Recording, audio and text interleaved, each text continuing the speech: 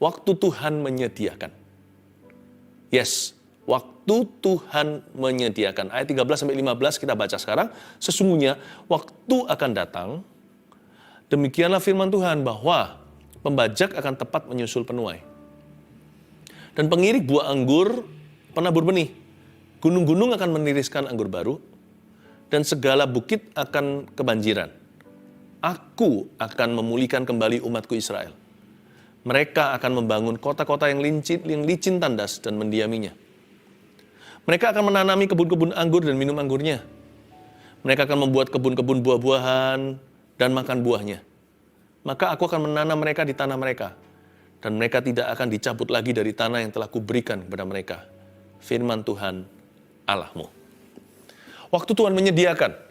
Di gereja yang saya gembalakan, tahun ini kami cetuskan sebagai The Year of Praise and Provision, atau tahun pujian dan penyediaan. Jangan salah paham. Kita memuji bukan supaya kita dapat gudangnya Allah. Kita menyembah bukan supaya kita memperoleh penyediaannya. Memuji itu bukan supaya. Memuji itu karena. Kita memuji karena Tuhan itu baik, karena Dia adalah Allah kita. Dan kita memuji karena Dia layak untuk disembah. Tetapi, realita bagi seorang pemuji nggak bisa lama-lama, pasti mengalami kuasa pujian itu sendiri. Karena itu saya mau bahas waktu Tuhan menyediakan, buahnya seperti apa. When God provides, what are the fruits in your life? Kalau Tuhan menyediakan dari perbendaharaan Allah, Allahku akan mencukupi segala keperluanku menurut kekayaan dan kemuliaannya di dalam Kristus Yesus. Itu buahnya seperti apa dalam kehidupan kita? Kita baca sekali lagi ayat 13, sesungguhnya waktu akan datang, waktu Tuhan menyediakan. Demikianlah firman Tuhan, bahwa pembajak akan tepat menyusul penuai, dan pengirik buah anggur penabur benih. When God provides, waktu Tuhan menyediakan tahun ini buat Anda, pekerjaan Anda, buat keluarga Anda. Buahnya seperti apa? Tanda-tanda bahwa the supernatural provision of God has arrived. Kalau penyediaan supranatural Allah telah tiba dalam kehidupan kita, yang pertama, catat itu. Buah datang dengan cepat. Kalau kita mau diproses sama Tuhan, karakter kita ditempa. Tetapi ketika Tuhan menyediakan, berkat itu tiba tanpa proses, saudara. Buah itu datang begitu cepat. Saya bisa merasakan betapa melimpahnya tuaian yang dinubuatkan oleh Amos di sini. Dan semangat tanah untuk bertumbuh itu luar biasa sekali. Sampai-sampai di ayat 13 bunyinya, 13b, pembajak akan tepat menyusul penuai. Baru bajak tanah sudah menuai. Pembajak dan penuai kerja seladang, harusnya kan enggak, musimnya berbeda. Pembajak dulu nih, lalu nanti menunggu, setelah menanti penuai tiba. Sama dengan kalau kita renovasi rumah, atau kita bangun rumah, kan pertama-tama fondasi, enggak langsung interior desainnya. Kecuali rumah itu begitu kilat, cepat, supranatural adanya, sampai-sampai baru bangun fondasinya.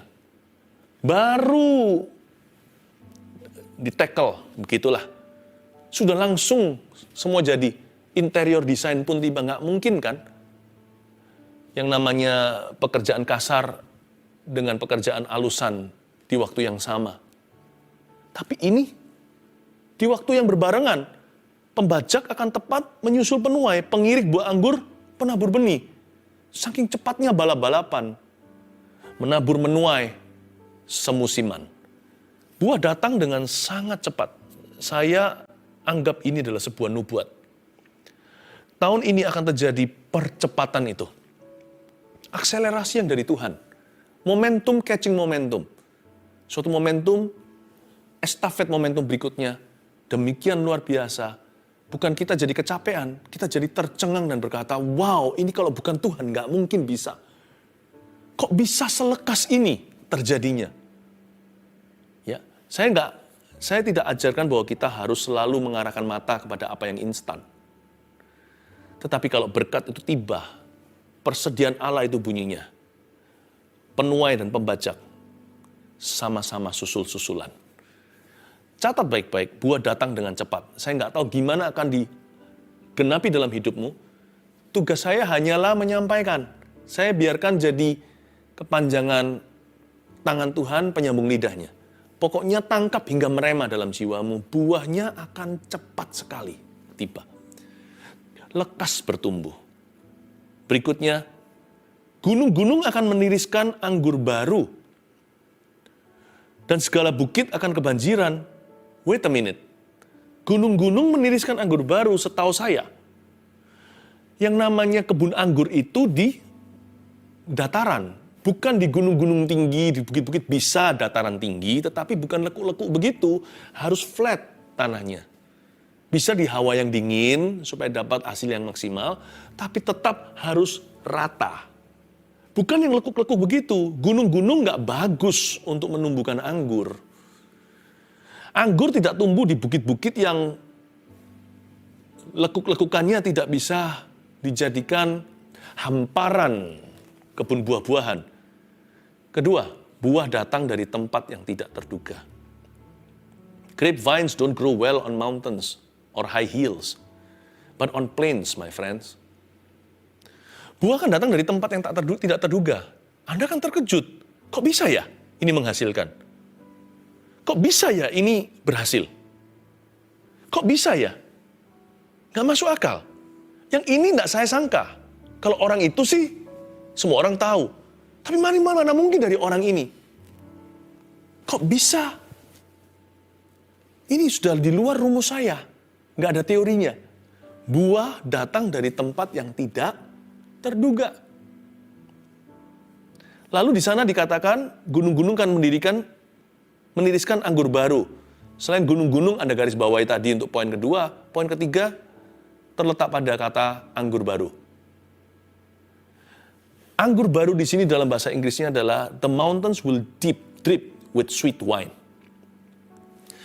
Bukan hanya wine, bisa memproduksi anggur aja, wine yang berkualitas tinggi udah luar biasa. Yang ini buahnya itu very sweet.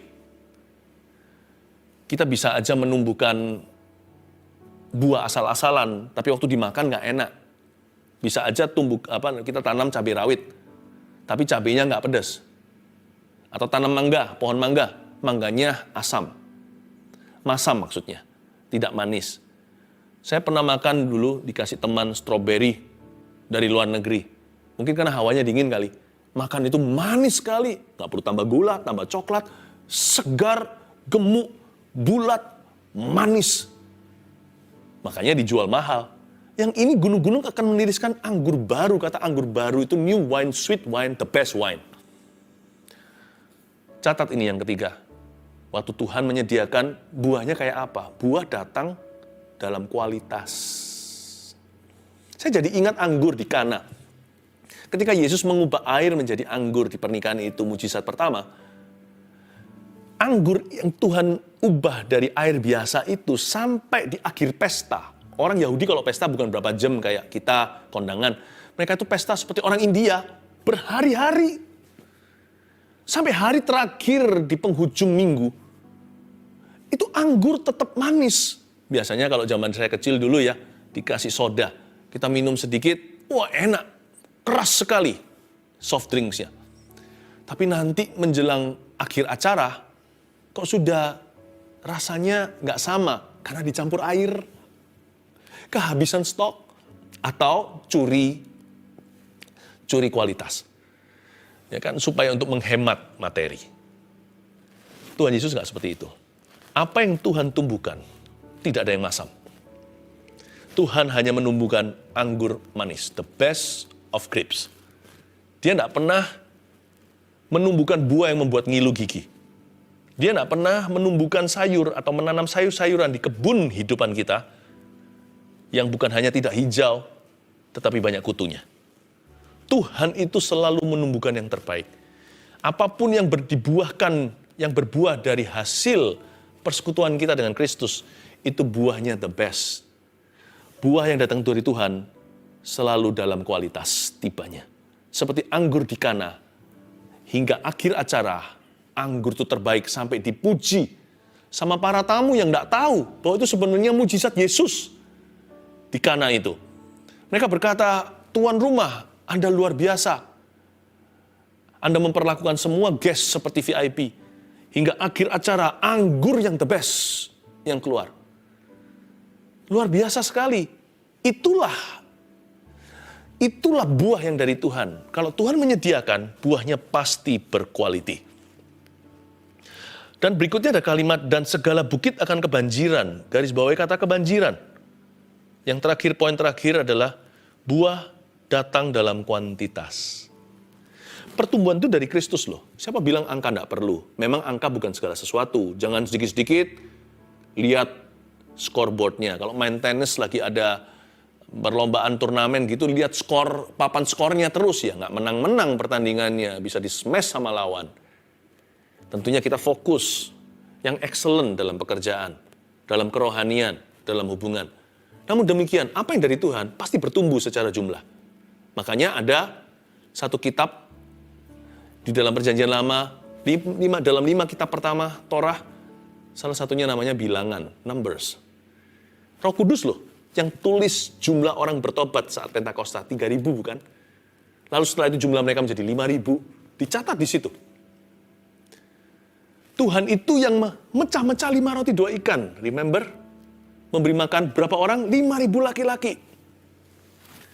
Mana bisa 5 tambah 2 sama dengan 5.000? Itu kalau bukan Tuhan. 5 tambah 2 harusnya 7. 5 roti 2 ikan ya paling tidak kasih makan masing-masing satu orang kan 7 orang.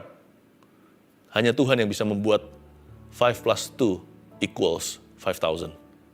Hanya Tuhan yang bisa membuat begitu. Buah datang dalam kuantitas. Saya percaya Tuhan akan tambahkan. Increase comes from Jesus. Paulus boleh menanam, Apolos menyiram, tapi Tuhan yang menumbuhkan. By the way, supaya Anda tahu, setiap kali Anda tulis kalau lagi teks seseorang, lagi chatting, mengakhiri perbincangan, Anda berkata GBU, Anda tahu arti GBU itu apa? Itu bukan denominasi gereja apa. GBU itu God bless you.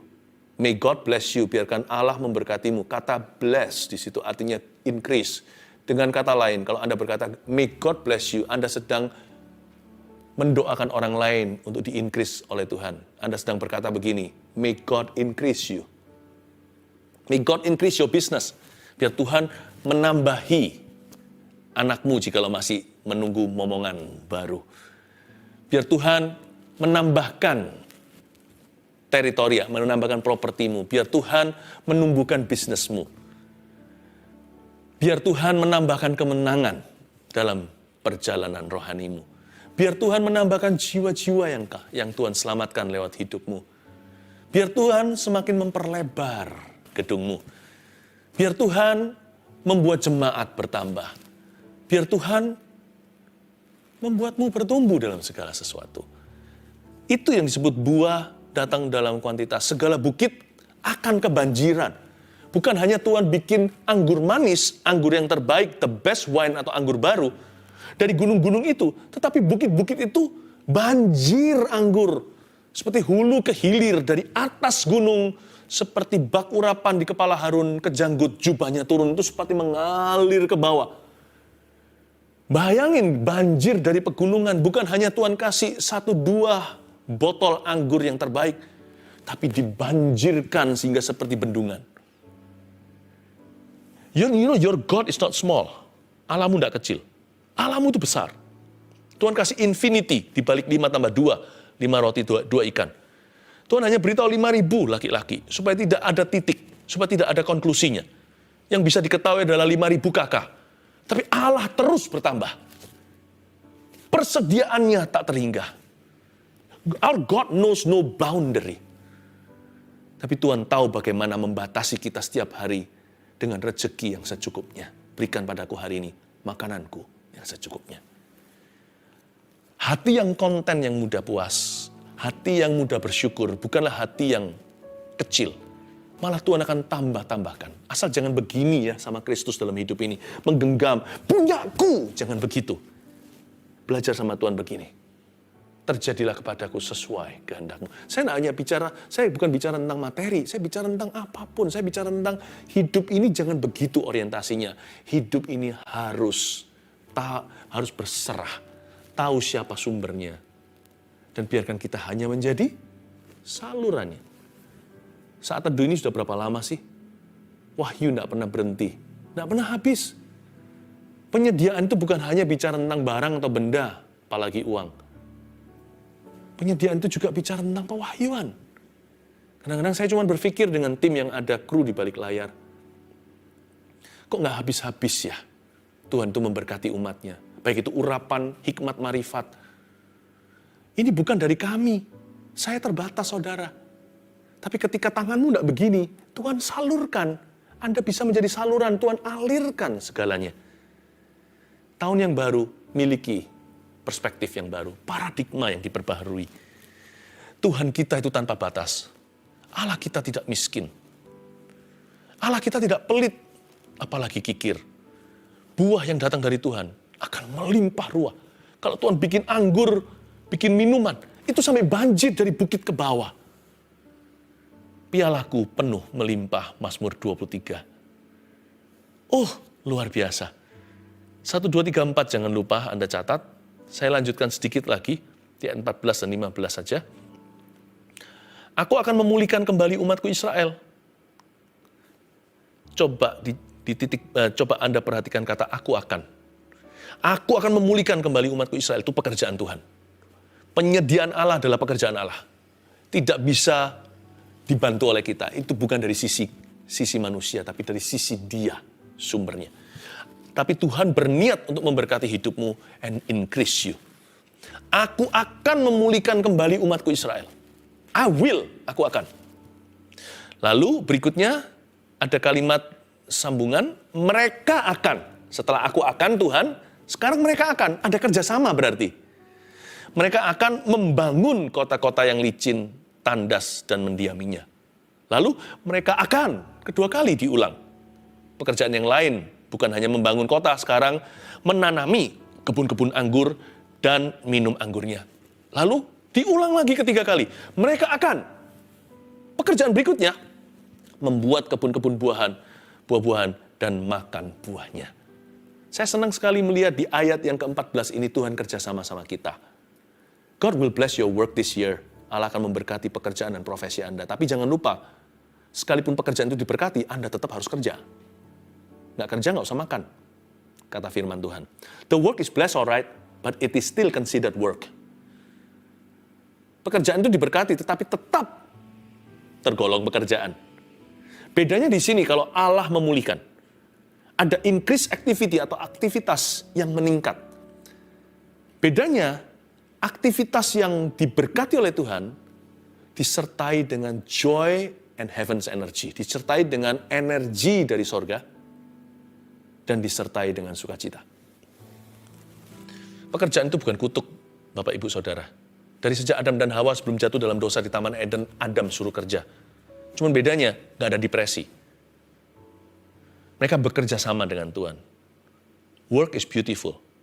Jadi tahun ini, tolong hadapi tanggung jawab, peran, tugas, job deskripsi yang ada di depan Anda itu dengan sukacita di hati. Thank you Tuhan, terima kasih. Berapa banyak orang hari ini tidak punya pekerjaan. Kalau Anda punya, bersyukurlah. Jangan hanya bersyukur, bersukacitalah. Bergembiralah karena Tuhan, maka Tuhan akan memberikan apa yang diinginkan oleh hatimu. Pekerjaan itu diberkati memang. Tuhan berkata, aku akan. Itu bagian saya, persediaan. Bagianmu, memujilah Tuhan dalam profesi dan pekerjaan sehari-hari. Bersyukurlah, bersukacitalah. Bergembiralah karena Tuhan. Aku akan, mereka juga akan. Mereka akan membangun, mereka akan menanami, mereka akan membuat. Increase activity, aktivitasnya bertambah banyak. Tapi semua dilaksanakan dengan hati dan pikiran yang penuh dengan pengharapan dan iman. Ada optimisme yang dari Tuhan, bukan sekedar dari positive thinking, tapi dari firman dan janji-janji Allah. Karena Allah kita adalah penyedia, pemelihara, dan pembela. Biarkan aktivitasmu selalu diberkati. Ajak Yesus ke tempat kerja Anda. Ajak Tuhan ke dapur Anda, ibu-ibu. Ajak Tuhan Yesus ke pasar. Ajak Tuhan ke sekolah dan kuliah, hai pelajar dan mahasiswa. Work together with Him. Kongsian dengan Tuhan. Kerjasama. Sekalipun Anda partner junior, dia partner senior, bermitralah dengan Allah. Lihat nanti aktivitas Anda tidak berkurang. Bertambah iya, tapi Anda beroleh kekuatan untuk melaksanakan semuanya. Bukan hanya kekuatan, ada a sense of fulfillment, ada perasaan puas batin yang tiada duanya. Saya jadi ingat ayat-ayat lain di Perjanjian Lama yang bunyinya begini. Mereka akan membangun kebun anggur, namun tidak minum anggurnya. Mereka akan membangun kota maksudnya, menanami kebun anggur, tidak minum anggurnya, membangun kota dan tidak tinggal di dalamnya. Itu lawan katanya. Ketika Tuhan mengutuk seseorang atau suatu bangsa, mereka bisa bekerja, tapi tidak bisa menikmati dalam batinnya. Dan juga tidak ada kenikmatan dalam hubungan. Tapi sekarang di sini beda. When God blesses someone, atau Tuhan memberkati pekerjaan seseorang, orang itu bisa menikmati, ada a sense of fulfillment, ada perasaan puas dalam batin. Salah satu karunia adalah karunia untuk bisa enjoy. Bukan berarti tanpa masalah. Stres itu perlu. Coba bayangkan kalau kita tidak ada tantangan. Hidup kita dull atau boring, bukan? Lama-lama jadi pikun, jadi orang karena nggak ada sesuatu yang dituju. Nggak ada sesuatu yang perlu yang bisa mengasah otak kita dan menempa mental kita. Tapi segala masalah kita, every test will become testimony. Setiap ujian bisa menjadi kesaksian kalau Tuhan beserta. Bukan berarti yang penting enaknya. Waktu ikut Tuhan itu juga banyak tantangan, banyak pencobaan, bahkan penderitaan. Tapi bersama Tuhan, Dia bekerja sama dalam segala perkara, selalu mendatangkan kebaikan. Kalau Anda mengasihi Tuhan, saya mengasihi Tuhan, terpanggil sesuai rencananya untuk menjadi serupa dengan gambar rupanya. Maka apapun yang kita lalui, baik atau buruk, tidak bisa memisahkan kita dari kasih Kristus. Dan apapun yang kita alami, ujungnya adalah mengerjakan kebaikan for you and me. Mereka akan membangun kota, dan mereka juga bisa mendiaminya. Menanam kebun anggur, ikut minum anggurnya. Membuat kebun buah-buahan, makan buahnya, nggak ngilu giginya. Haleluya. Ayat 15, maka aku akan menanam mereka di tanah mereka dan mereka tidak akan dicabut lagi dari tanah yang telah kuberikan kepada mereka. Ya, itu janji Tuhan. Dari sisi Tuhan lagi. Selalu Tuhan itu Alfa Omega. Tuhan yang bekerja, aku akan, lalu bagian kita di tengah. Mereka akan. Lalu ditutup dengan Tuhan Yesus lagi. Aku akan menanam mereka di tanah mereka. Aku akan muncul lagi. Omega kali ini berkata begini. Dan mereka tidak akan dicabut dari tanah yang telah kuberikan kepada mereka. Berkat itu datangnya dari Tuhan. Susah payah tidak menambahinya. Firman Tuhan Allahmu. Sekali lagi saya ingatkan ya. Sekalipun saya bicara tentang provision, persediaan. Ingat, hati kita hanya bisa percaya, tidak boleh menuntut. Hati kita bisa klaim firman. Tapi jangan pernah marah sama Tuhan atau kecewa karena jalan yang lebih tinggi dari jalan kita. Jangan terburu-buru. Jangan tergesa-gesa, jangan hakimi sebelum waktu, bahkan jangan hakimi sama sekali. Percayalah kepada Tuhan dan jangan bersandar pada pengertianmu sendiri. Yang penting, memuji Tuhan itu karena, bukan supaya. Karena format pujian atau praise and worship yang tertinggi, atau hati yang menyembah, yang terindah adalah menyembah Tuhan, karena Tuhan layak untuk kita sembah. Karena itu di akhir daripada pengajaran ini, kalimat terakhir Tuhan adalah firman Tuhan Allahmu. Itu saja yang penting, bukan? Bukan berkatnya, bukan penyediaannya. Bukan the provision, but the provider dengan P huruf besar. Dia berkata, akulah Tuhan Allahmu. That's all that you need. Saya jadi ingat Mazmur 23. Tuhan adalah gembala. Tuhan adalah gembalaku. Takkan kekurangan aku. Dengan kata lain, Tuhan adalah gembalaku. Itu saja yang perlu ku tahu. Dan itu lebih dari cukup bagiku. Ada yang lagi, ayat berkata begini, kasih karuniaku cukup bagimu, kata Tuhan pada Rasul Paulus ketika dia bergumul dengan sebuah penderitaan jasmani. Bukankah begitu? Tuhan adalah gembalaku. Itu saja yang perlu ku tahu. Itu cukup bagiku. Itu maksudnya firman Tuhan Allahmu. Akhirnya kembali semuanya kepada hubungan. Akhirnya ujungnya Tuhan berkata, sudah, kau dengar janji ini. Now look at me, lihat aku.